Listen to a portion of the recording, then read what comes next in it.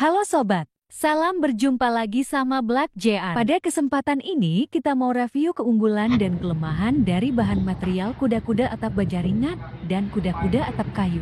Sebelum kita melanjutkan ke pembahasan, jadi stay terus, jangan lupa teman-teman subscribe terlebih dahulu agar channel ini semakin berkembang. Ada beberapa aspek yang harus kita ketahui sebelum kita memilih bahan material kayu atau baja ringan.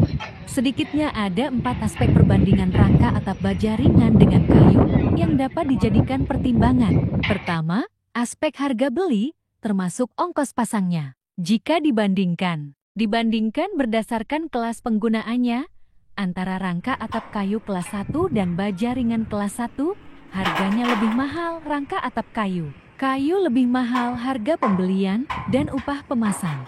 Dari perbandingan yang kita lakukan antara penggunaan rangka atap baja ringan kelas 1 dengan kayu kelas 2 saja. Pekerjaan rangka atap baja ringan dengan spesifikasi kanal C 7,5 cm, tebal 0,75 mm.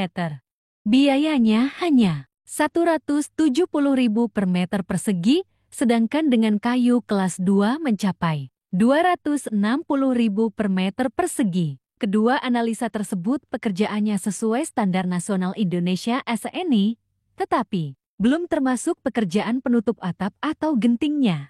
Aspek kedua, aspek kualitas material yang berkaitan dengan umur pakai.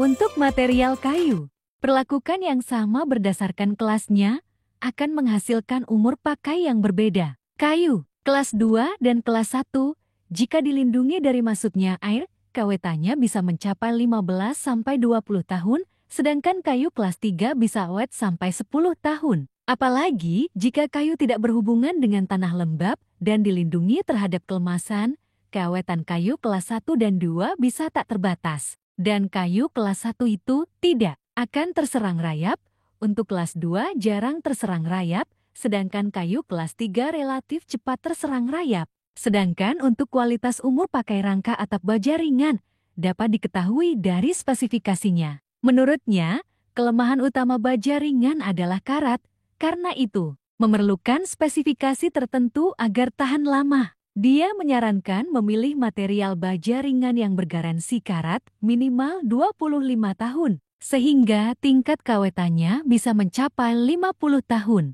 Spesifikasi bahan baja ringannya. Ada yang menggunakan bahan galvalum, ada juga yang menggunakan galvanis. Spesifikasi yang menggunakan galvalum akan lebih tahan lama dari karat. Jadi, dari aspek perbandingan kualitas dan umur pakai, kesimpulannya untuk kayu tergantung kelas kayu dan perlakuannya. Dan untuk baja ringan sangat tergantung kepada tersertifikasi atau tidak spesifikasi baja ringannya. Namun, menurut pengalaman, faktanya sering ditemukan rangka atap kayu yang sebagian masih bagus dan sebagian sudah rapuh.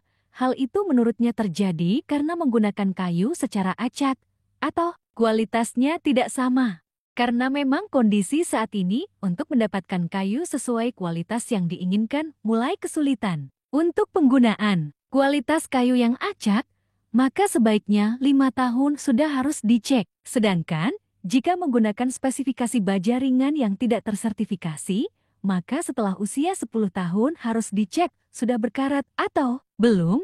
Jika sudah berkarat, maka sebaiknya segera diganti. Aspek ketiga, aspek pemeliharaannya. Aspek ini menurutnya sangat erat kaitannya dengan penggunaan spesifikasi penutup atap atau genting.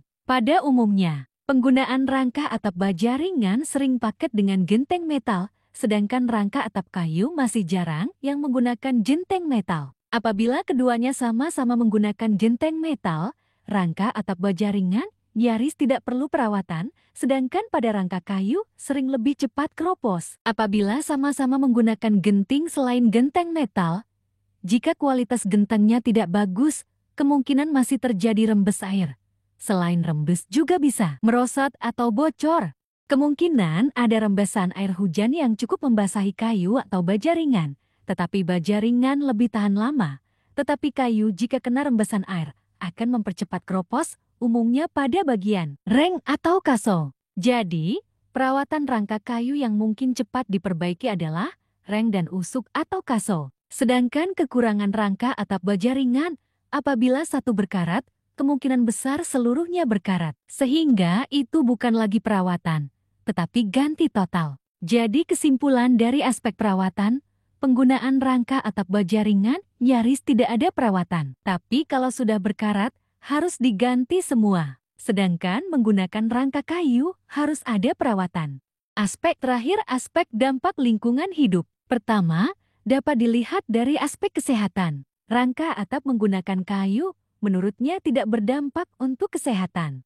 Sedangkan untuk rangka atap baja ringan, dapat dilihat dari bahan dasar dan standar atau persyaratan kandungannya. Carbon steel adalah bahan dasar pembuatan baja ringan. Carbon steel, menurutnya adalah baja yang terdiri dari elemen-elemen yang persentase maksimum selain bajanya sendiri itu terdiri dari unsur karbon 1,7%, manganis 1,65%, silikan 0,6%, dan koper 0,6%. Dengan adanya persyaratan yang ditentukan oleh SNI, jika kita memilih baja yang sesuai SNI, maka baja ringan tidak akan berdampak buruk terhadap kesehatan. Yang harus dipertimbangkan, penggunaan kayu saat ini sudah tidak seimbang dengan produksi kayu.